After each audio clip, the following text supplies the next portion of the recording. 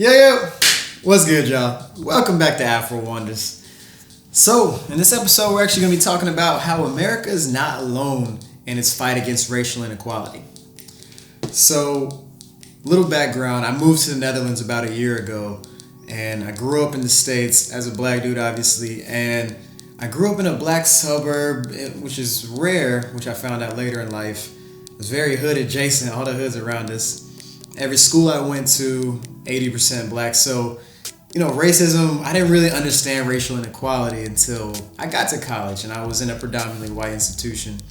And then I got to see the differences. But before then, all I had were the hood reporters. I had film, I had music, I had Boys in the Hood, NWA, Tupac, Menace to Society, things like that. Those were the reporters that told us what was happening around the world. And that was before we had phone cameras. Now, obviously, the whole world can see what's going on. And it's obviously horrifying, it's terrifying, but a lot of us already knew what was going on. So it's good to see it being exposed to the world and see what kind of changes bring it along. Honestly, moving to Europe, I thought that I was going to escape a lot of that. And, silly of me, to be so naive to think that these racial injustices only took place in America. And I say silly of me because you think about it, Europe is the founder of racism. America is just one big ass European colony at the end of the day, right? They're just British people that went to the east coast of America, 13 colonies, right? I mean, just because they call them 50 states now don't mean nothing. And now Europeans from all over there. And not only that, all the African countries, most of them were colonized by Europeans. So, it was silly, it was short-sighted and silly of me to think that, maybe racism isn't that big of a thing in Europe. Going to the protests out here, the Black Lives Matter protests in the Netherlands, let me know how serious it is. People aren't out here fighting only for what happened in America, not only for George Floyd. They have their own things to talk about too. They have their own injustice they're fighting here. So it's important to know that in America and all over the world, black people, they're not alone. We're not fighting by ourselves. This is a global struggle to equality, and we're in this together. So I want to talk about a lot of that today. So with no further ado, let's go.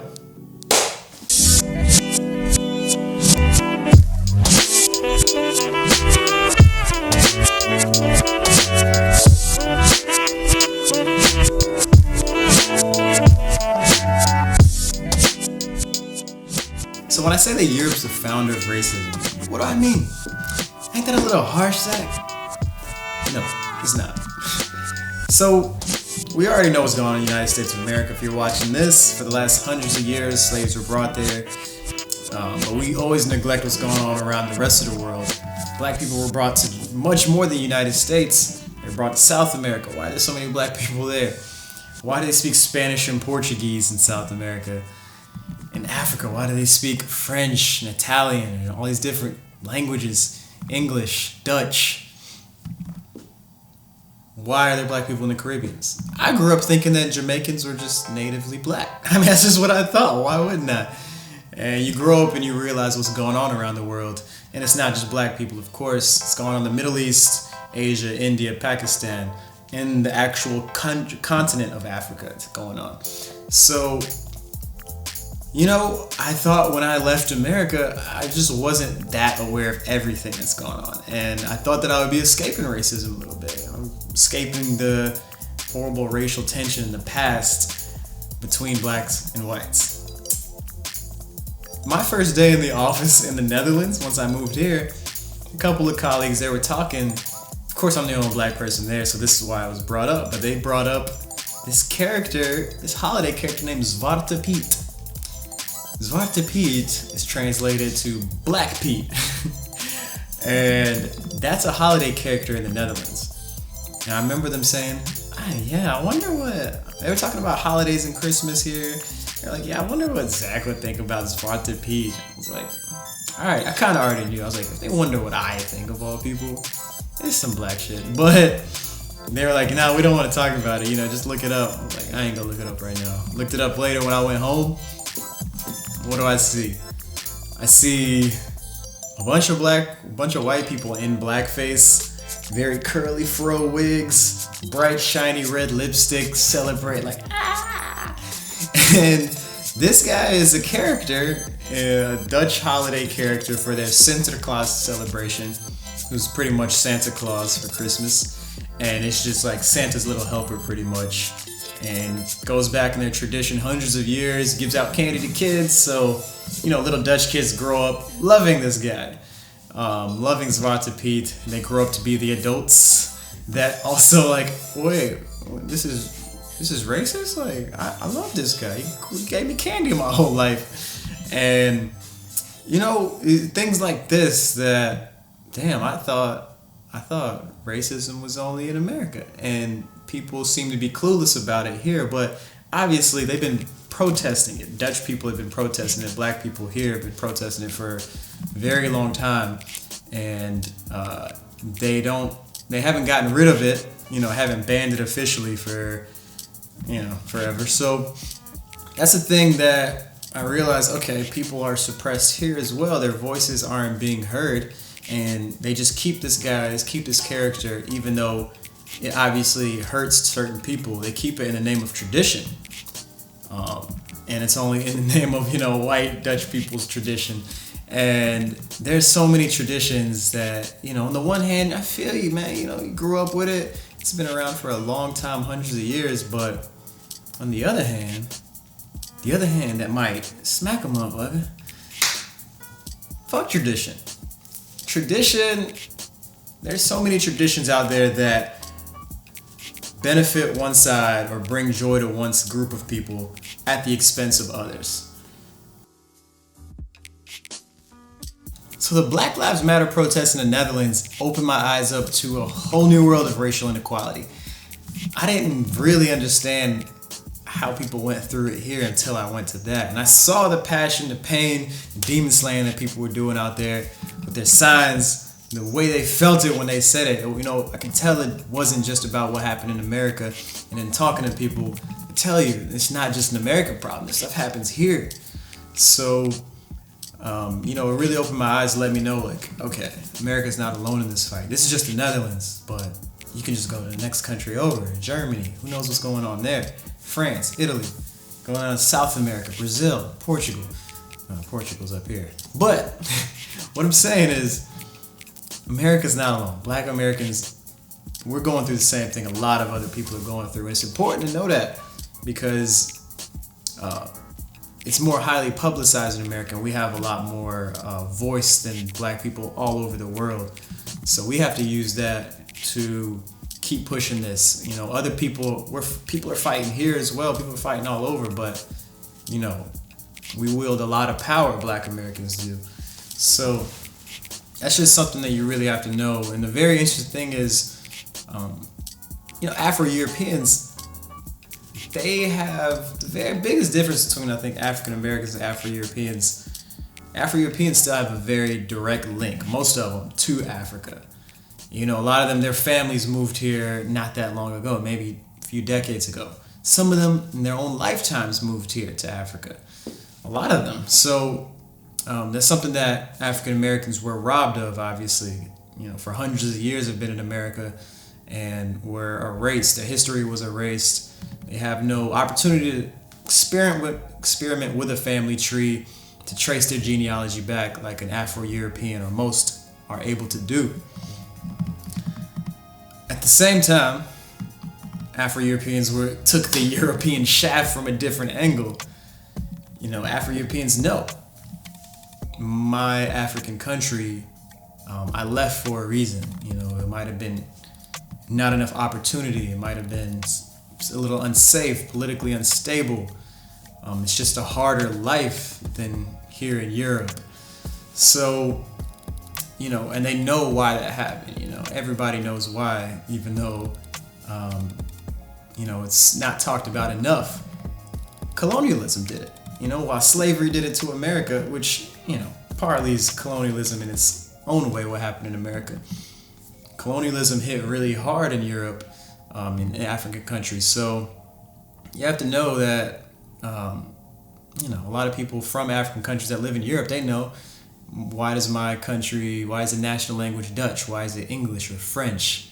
It's because they were there, and they created a huge vacuum when they left. First of all, they came there, took over the government for decades, and just changed the whole way that the system operated. Took all their resources, stole it, exported it to their own country for no money or next to nothing. And when it's time to go, when it's like, oh, it's time to go, like we're having world wars, we gotta get the fuck out of here, they either just left and created a vacuum, or they just handed the keys over to whoever was the most powerful. It might have been a military regime, or it was to a specific tribe, that was never meant to run a whole nation.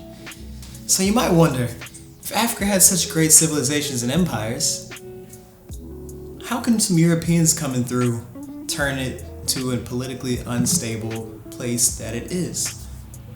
First of all, that's a misconception. A lot of African countries are not politically unstable, but it is what we see, what they portray to us online. But the biggest thing is, you have to understand, Europe, a couple of countries just got together and were just like, let's get a map of Africa and other continents as well. It's not just Africa, the Middle East, South America.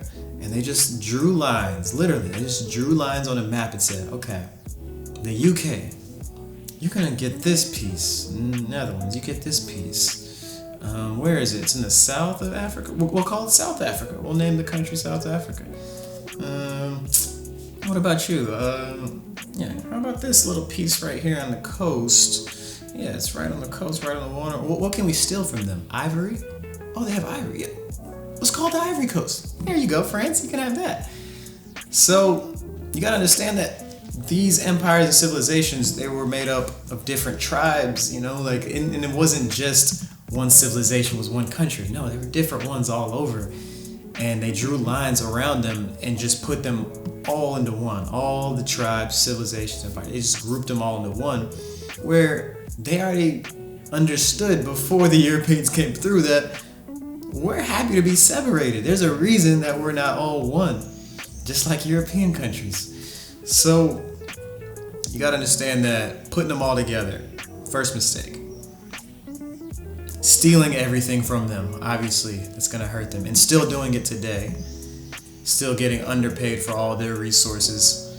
And when Europeans left, they were just like, oh man, we got to get out of here. We got a world war. We got all these things. They're fighting back.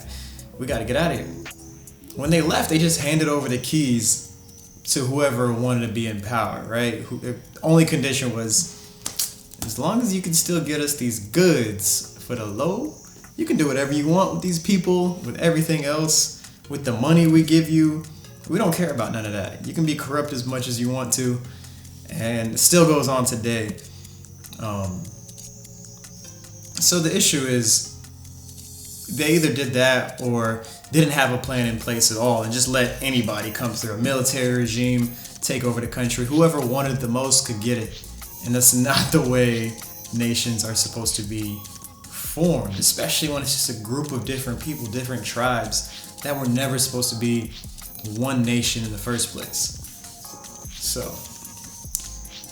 if you wanted to know how that could happen, there you go. So I say all that to say, as African Americans know that their history was erased by a European. So I say all this to say that as African Americans understand that their history was erased by Europeans, Afro-Europeans understand that the reason that the country that they know that they're from, they're fortunate to know that they're from, might be corrupt or might be politically unstable or might have a struggling economy, is also because of Europeans. So in another way, we're not alone. There are a lot of parallels to this. So the parallels between black people in America and Europe and all over the world are uncanny, although the way they got there might have been a little different. So obviously, as we know in America, black people are generally concentrated in lower income parts of the cities. Why does that happen? We all know they're enslaved for hundreds of years, and then measures were put in place over the last hundreds of years to keep them from obtaining generational wealth. In Europe, Africa was screwed over. Colonization screwed them over, and they just moved here not too long ago to Europe. And it takes a lot more than a few generations to obtain generational wealth. So that's why they're concentrated in lower income parts of the cities here in Europe. So at the Black Lives Matter protests here in Europe, that's where I learned that black people in Europe are also racially profiled just the same way that they are in America. They use the same practices. And we just don't hear about it as much. It's not on camera as much. It's a little more suppressed maybe. And maybe it doesn't happen as often, but it still happens a lot, and it's directed towards black people. So many of these issues start at the social and political level, and it has to be attacked on several different levels, no matter where you are in the world. First level is obviously the ground floor, where people are out in the streets protesting, bringing attention to the cause, making sure that we're going to be heard, using the voice. And that's what's going on around the world right now with these protests. People are out here every day in different countries, different cities all over the world. And it's a beautiful thing. The second level is the corporations, the organizations that are willing to put their names on it, that the organizations that are pushing for different laws to go into effect. That has to be done, and that's going on right now as well. And of course, the top level, the political powers that be, we have to keep pushing them. We have to keep emailing our local government office. We just have to keep pushing for change in ways that, when you don't have the momentum, they just throw it away. But when you do right now, we have to use this. You can't let it go. Never let a good tragedy go to waste. We got to push it. So, every level right now, wherever you see yourself, push for that change. Do what you can. Even just if it's just reaching out and educating somebody on what's going on around the world. Maybe you know somebody in an important place, tell them what's good. So there are a lot of things that we can do, and the important thing to know, like I said, is that we're not alone in this fight. All over the world, people know what's going on. I'm in Europe, and I can see exactly what's going on in America, and I know everybody else here can too. We talk about it all the time here. So, just keep the good fight going, guys. So the fight against racial injustice and racial inequality is going on all around the globe, and we have to keep it running. And it's beautiful to see it from where I am, looking at America from the outside looking in, and to see that the support is there. People are not only behind us and next to us, they're fighting with us. So, it's important to know that we're not alone. We got to keep this fight going because we have the momentum now. Black Lives Matter protests have gone on in over 60 countries around the world and in every continent except Antarctica. Because black people don't do the cold. So, I appreciate y'all watching the Afro Wonders. I hope y'all enjoyed this one. A little more deep and educational, informative, but it was a must. So, if you did like it, make sure you hit that thumbs up. Share it with somebody you know. If you're not already subscribed, subscribe to the Afro Wonder so we can keep this thing going. So, other than that, I'm going to see y'all in the next one. All right, y'all. Peace.